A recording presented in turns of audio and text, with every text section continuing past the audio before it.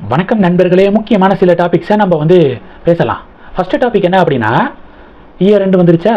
நிறைய பேர் இந்த வருஷத்துடைய சிறந்த படங்கள் எது, மொக்கையான படங்கள் எது, முக்கியமான டாப் 10 நிகழ்வுகள் எது, இந்த வருஷத்தில் நடந்த இன்சிடென்ட்ஸில் நல்ல ஒரு தாக்கத்தை ஏற்படுத்திய பொலிட்டீஷியன்ஸ் யார் அப்படின்னு சொல்லிட்டு டாப் 10லாம் போட ஆரம்பிப்பாங்க. ஒவ்வொரு ஃபீல்டுலேயும் டாப் 10 அப்படிங்கிறது நடக்கும்.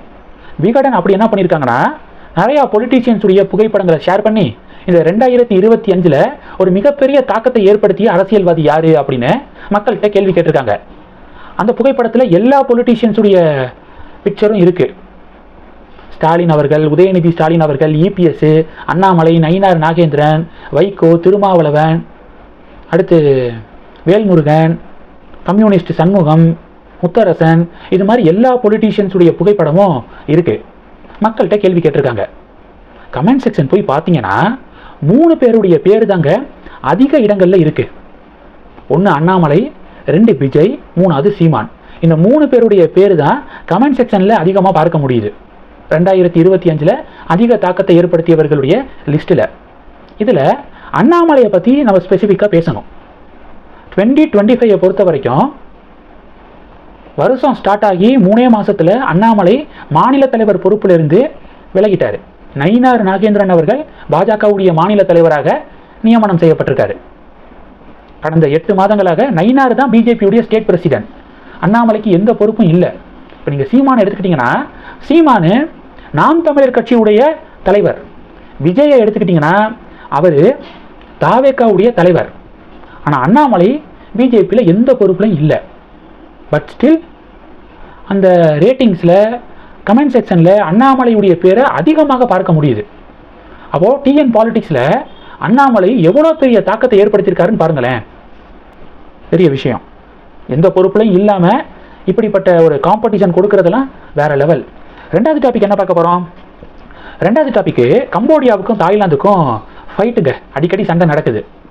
இதில் தாய்லாந்து ஆர்மி என்ன பண்ணியிருக்காங்கன்னா, கம்போடியாக்குள்ளே போய் தாக்குதல் நடத்துறது, கம்போடியா தாய்லாந்துக்குள்ளே போய் அட்டாக் பண்ணுறது, இது சர்வசாதாரணமாக நடக்குதுங்க. சமீபத்தில் தாய்லாந்து ஆர்மி என்ன பண்ணியிருக்காங்கன்னா, கம்போடியாவில் இருக்கக்கூடிய ஒரு விஷ்ணு சிலையை, பகவான் விஷ்ணுவுடைய சிலையை சேதப்படுத்தியிருக்காங்க, இடித்து தள்ளியிருக்காங்க. அந்த வீடியோ ஒரு மிகப்பெரிய ஒரு அதிர்வலையை ஏற்படுத்தியிருக்கு.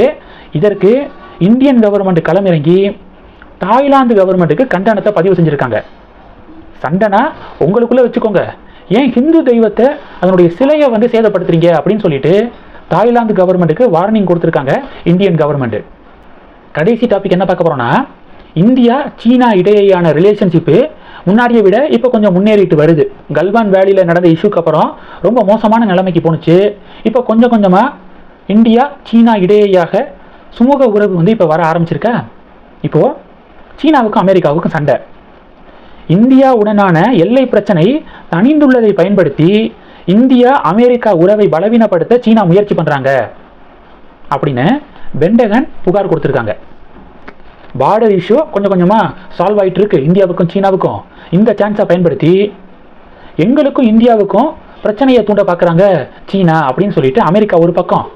சீனா பார்த்தீங்கன்னா பொய்யான கருத்துக்களை இந்தியா கிட்ட சொல்லி எங்களுக்கும் இந்தியாவுக்கும் இடையே கருத்து வேறுபாட்டை ஏற்படுத்த அமெரிக்கா முயற்சி பண்ணுறாங்க அப்படின்னு சொல்லிட்டு சீனா ஒரு பக்கம். அதாவது இந்தியாவோட ஃப்ரெண்ட் ஆகிறதுக்கு நாங்கள் தான் ஃபஸ்ட்டு ஃப்ரெண்டு அப்படின்னு சொல்லிட்டு 2 பேரும் இப்போ அடிச்சுக்க ஆரம்பிச்சிருக்காங்க. இன்னைக்கு இந்தியாவுடைய பவர் அதுதான். இந்த டாபிக்ஸ் எல்லாத்தையும் பற்றி உங்களுடைய பார்வைகளை மறக்காமல் கமெண்ட் பண்ணுங்கள். தொடர்ந்து கணக்கில் இருங்க. அடுத்தடுத்து நிறையா பதிவுகளை பார்க்க போகிறோம். நன்றி. ஜெய் ஹிந்த்.